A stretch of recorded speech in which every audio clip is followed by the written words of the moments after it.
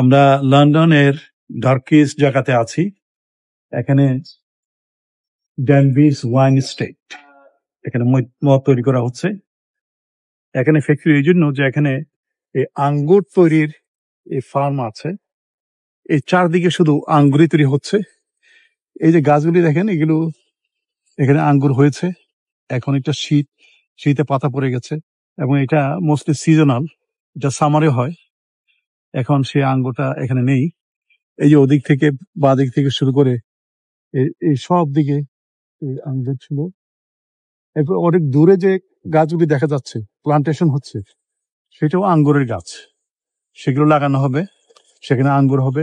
এই আঙ্গুর এই ফ্যাক্টরিতে যাবে, সেখানে ওয়াইন ফ্যাক্টরিতে সেটা প্রোডাকশন হবে, মদ তৈরি হবে।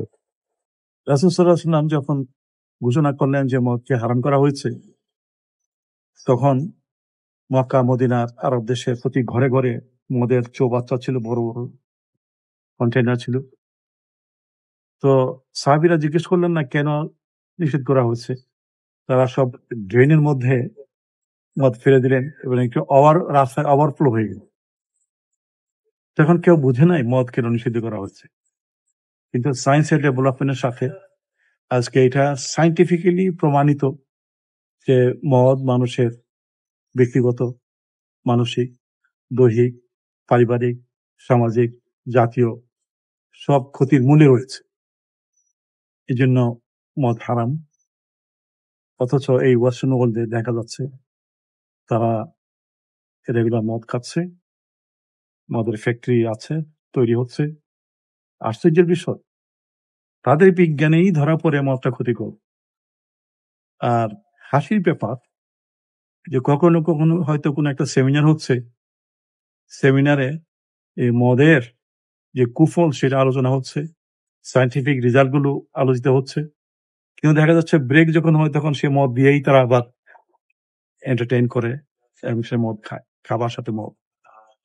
আমরা দেখি ওয়েস্টার্ন ওয়ার্ল্ডে যে নাইট ক্লাব কালচার, সেখানে মদের ছড়াছড়ি হয়, ছেলে মেয়ে ফ্রি মিক্সিং হয়, চলে নানান ধরনের অশ্লীলতা। সেখান থেকে হয় ব্রোকেন ফ্যামিলি ভেঙে যায়।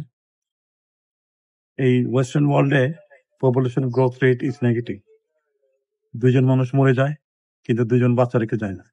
তার কারণ হলো এই যে তার ফ্যামিলি ভেঙে যায়। বাচ্চারা যখন একটু বড় হয় তখন বাপ মাকে রেখে চলে যায়। আমরা কয়েকদিন যাবত দেখতে পাচ্ছি অনেক বৃদ্ধ মানুষ, হয়তো 90 এরকম বয়স হবে, কোনো কোনো মতে এরকম এই শপিং এর ঝুলি নিয়ে আসছে। তাদেরকে জিজ্ঞেস করলে দেখা যাবে তাদের ছেলে মেয়ে আছে কিন্তু তারা কোথাও জানে না। কারণ এগুলো হয়েছে এই ব্রোকেন ফ্যামিলিজ, এই সেক্সুয়াল ফ্রি মিক্সিং, এগুলোর মাধ্যমে। আর সেটার গোড়ায় হইল এই ওয়াইন, এই মদের এই বিশ্ব। মদ থেকে বেরিয়ে আসতে হবে, নেশা থেকে বেরিয়ে আসতে হবে, মানবতার উন্নতি করতে হবে।